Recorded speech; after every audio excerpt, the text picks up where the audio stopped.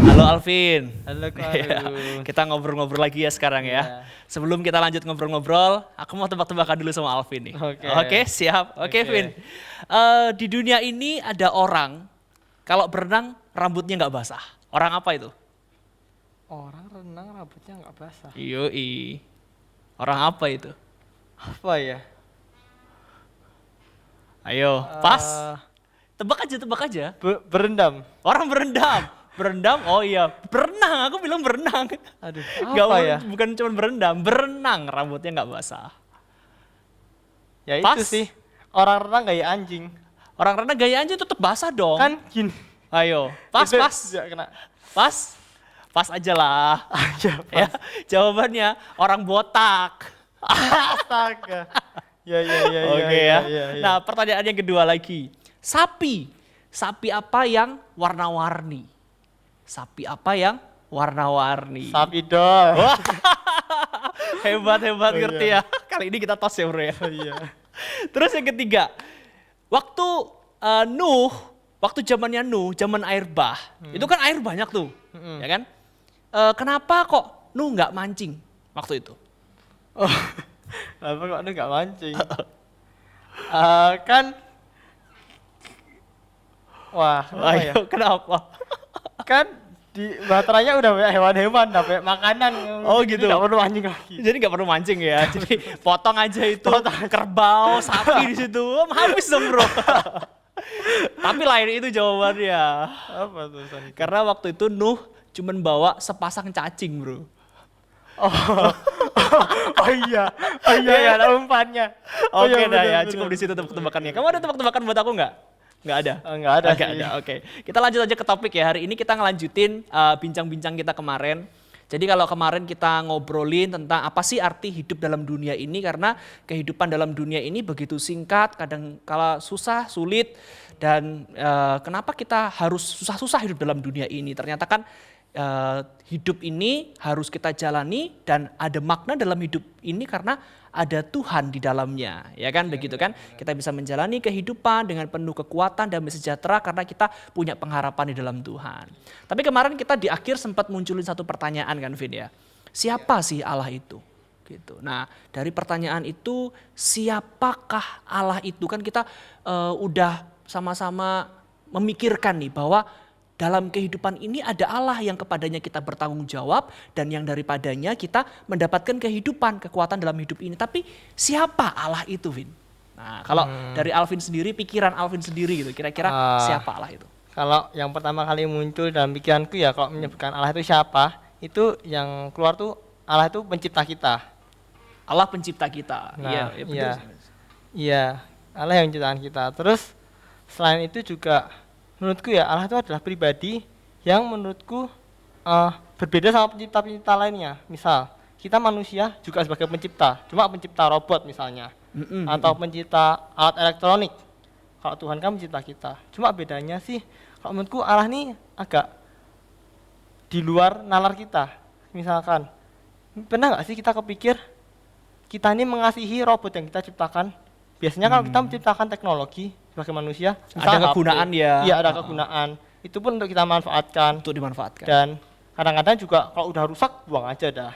Pokoknya dipakai tuh toh juga kita yang buat. Cuma menurutku Allah ini beda sih. Allah ini dia menciptakan kita bukan untuk manfaatkan kita. Dia bukan Allah yang buat aku tuh nggak haus pujian. Tapi dia tuh menciptakan kita untuk berkomunikasi dengan kita. Kalau buat aku sih Allah itu adalah teman gitulah anggapannya. Yang dekat gitu ya, yang dekat dengan kita, yang berelasi dengan kita, berkomunikasi dengan kita. Jadi menciptakan kehidupan bahkan specially a human begitu, bukan untuk dimanfaatkan, tetapi ada relasi gitu di dalamnya. Wah, menarik sekali ya teman-teman ya, bahwa Allah itu haruslah pencipta begitu. Jadi berbeda juga katanya Alvin dengan pencipta-pencipta dalam kehidupan ini. Kita manusia bisa menciptakan tetapi untuk memanfaatkan. Nah, Allah menciptakan kita manusia, menciptakan kehidupan ini tidak untuk memanfaatkan khususnya untuk manusia, tapi untuk membangun relasi gitu ya. Selain pencipta apalagi, Vin? Kalau menurutku juga itu Allah itu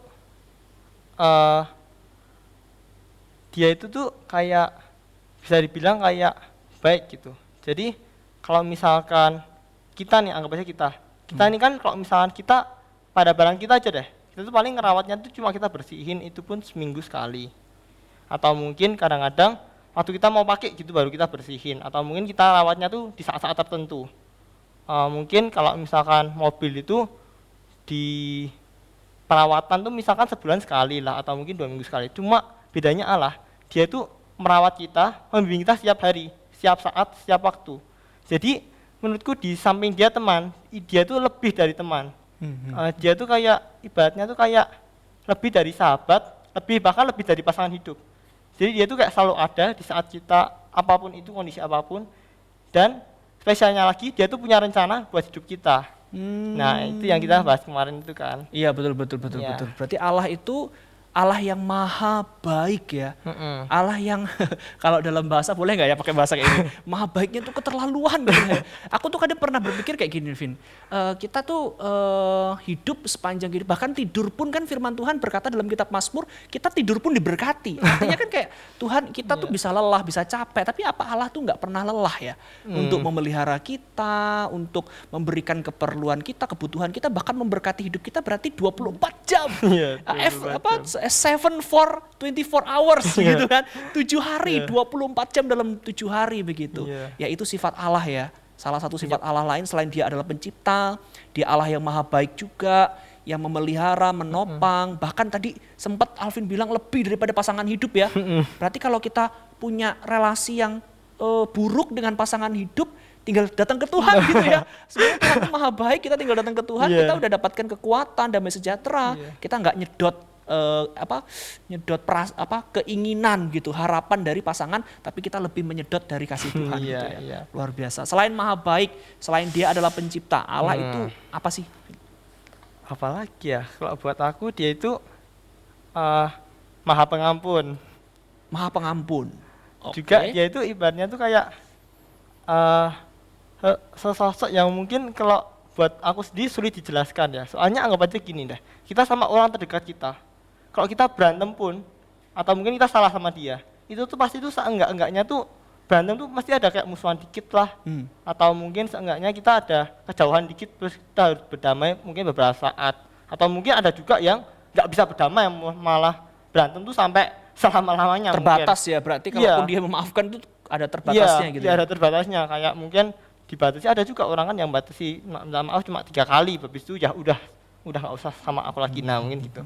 Cuma bedanya nih Allah nih kayak menurutku spesial gitu. Jadi walaupun kita berkali-kali salah sama dia tuh kayak nggak pernah meninggalkan kita. Jadi mungkin kalau sahabat kita pun kita bersalah, mungkin sesuatu yang kita salahnya berat banget sama dia, mungkin bisa aja dia nggak setia sama kita. Bahkan pasangan hidup pun kalau kita ada masalah pun bisa cerai. Tapi kalau Allah itu beda, walaupun mungkin kita yang meninggalkan dia, cuma dia tuh yang datang lagi sama kita.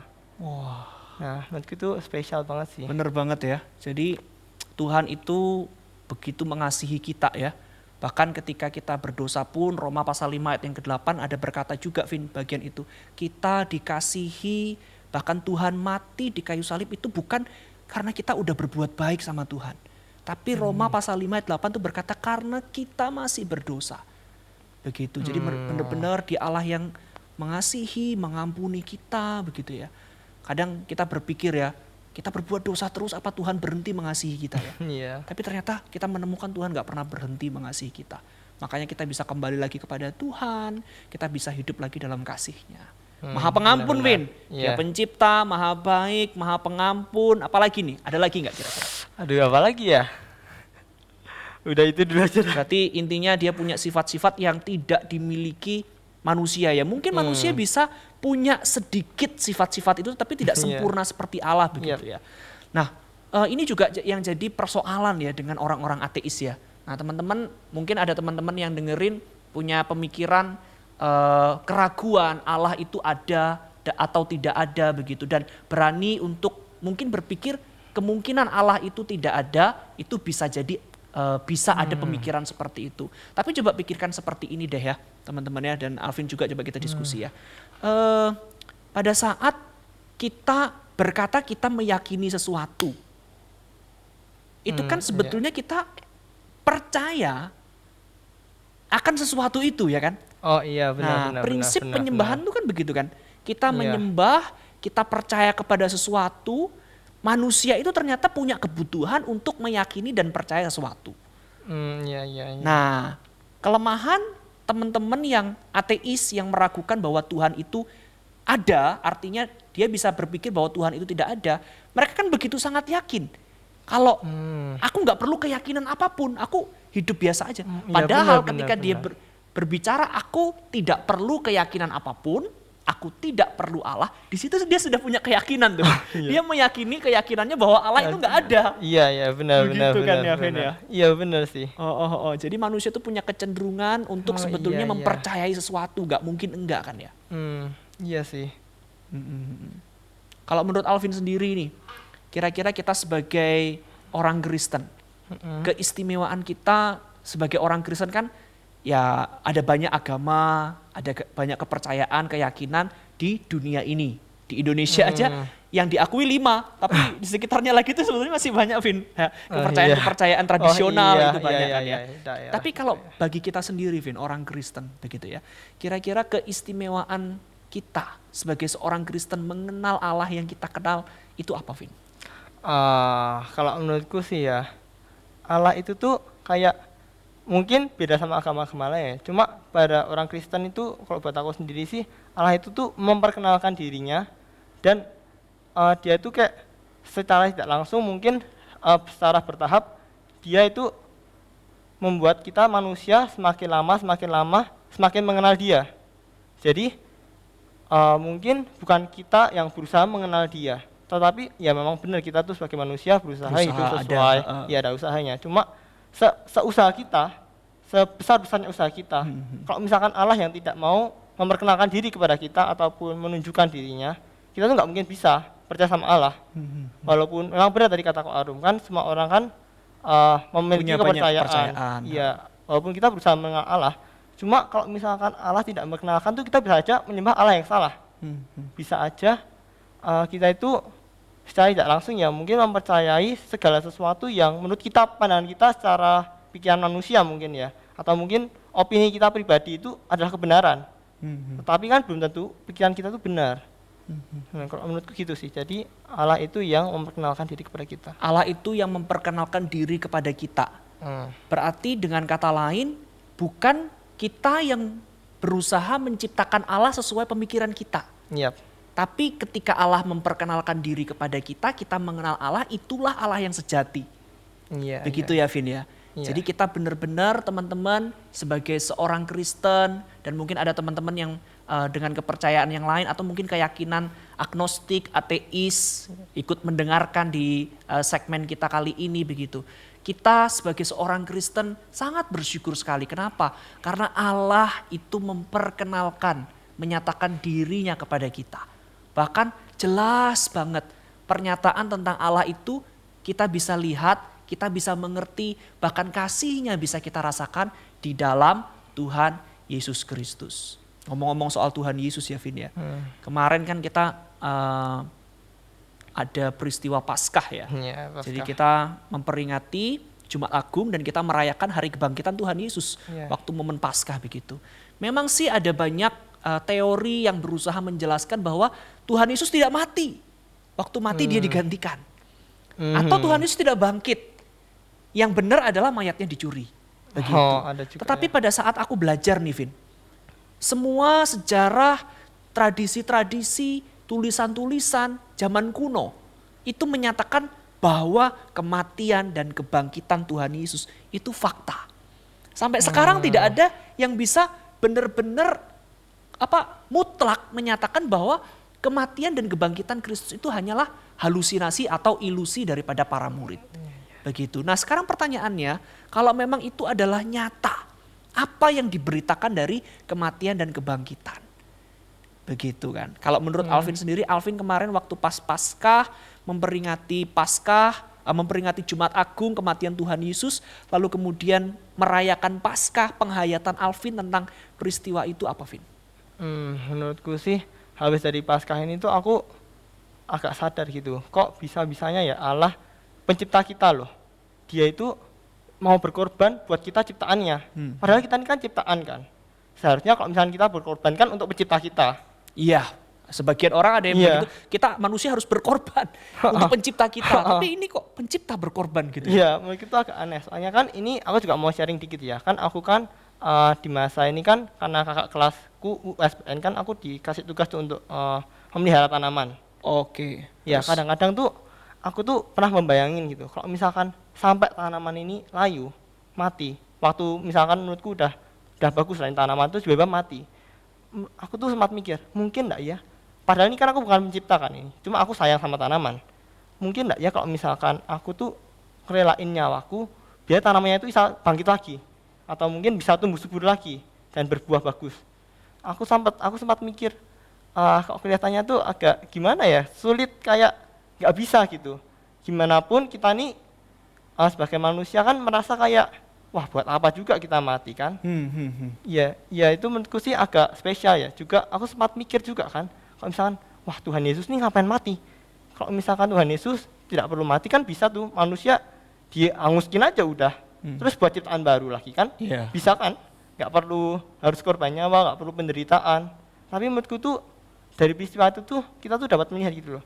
Kasih Allah itu besar banget buat kita. Jadi kayak mungkin kasih yang mungkin kita sendiri nggak bisa lakuin, itu Allah bisa lakuin buat kita. Walaupun mungkin seperti yang aku bilang tadi kan, kita tuh banyak salah sama Allah. Dan mungkin kita sering mengkhianatinya dengan melakukan mungkin dosa yang menurut kita udah tahu itu salah. Cuma kita tetap lakuin aja, toh kita juga tahu kalau Allah itu mengampuni. Cuma Allah itu tuh tetap mengasihi kita gitu loh, walaupun segala keadaan kita, seburuk apapun kita, dia tuh ketika kita mau balik aja sama dia tuh mau mengampuni kita. Menurutku tuh, iya sih itu sih. Jadi aku memaknainya tuh dengan kasih Allah yang begitu besar sih.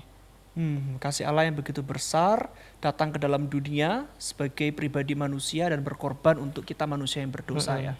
Nah teman-teman, kira-kira seperti itu sharing dari kita ya. Kita adalah orang-orang Kristen, kita adalah orang-orang yang percaya kepada Tuhan Yesus Kristus sebagai Tuhan dan Juru Selamat. Nah teman-teman, bagaimana pergumulan hati teman-teman?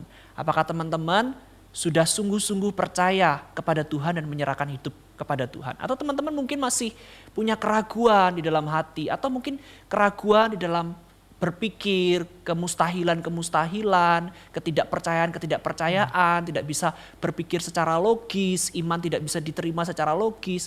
Boleh teman-teman untuk sharingkan juga kepada kita, kepada kami ya. Jadi kita sama-sama bisa bergumul, sama-sama bisa yakin dengan Allah, dan yang paling penting kita memiliki kehidupan yang sungguh berarti dalam kehidupan ini ya. Ya Ada seorang yang bilang kayak gini, Vin. Hidup ini seperti sebuah pertaruhan, Vin. Namanya Blaise Pascal. Kamu pernah dengar Blaise Pascal nggak? Pascal sih aku taunya. Pascal itu kalau nggak salah dia rumus atau apa? Fisika. Kan ya, bener ya. Dia Blaise Pascal. Dia ini mungkin bukan mungkin ya. Memang dia pencipta rumusan-rumusan matematika dan fisika. Dia penemu juga banyak teknologi yang berguna sampai hari ini begitu. Blaise Pascal ini seorang ilmuwan, tetapi di usia 31 tahun dia berjumpa dengan Tuhan Yesus Kristus dan dia sungguh-sungguh beriman kepada Tuhan Yesus Kristus. Di situ dia bilang begini kepada orang skeptis dan agnostik dan ateis. Dia bilang kayak gini, hidup ini adalah pertaruhan. Sekarang bayangkan, kalau seandainya Allah itu tidak ada dan aku percaya kepada Allah, aku nggak rugi apa-apa. Iya sih. Tapi kalau seandainya nih, kita tuh nggak tahu hidup setelah kematian seperti apa kan? Allah itu ada, dan kamu nggak percaya kepada Tuhan. Iya benar sih. Akan jadi apa kan? Iya. Hidup itu pertaruhan. Tapi pertaruhan itu Tuhan tolong.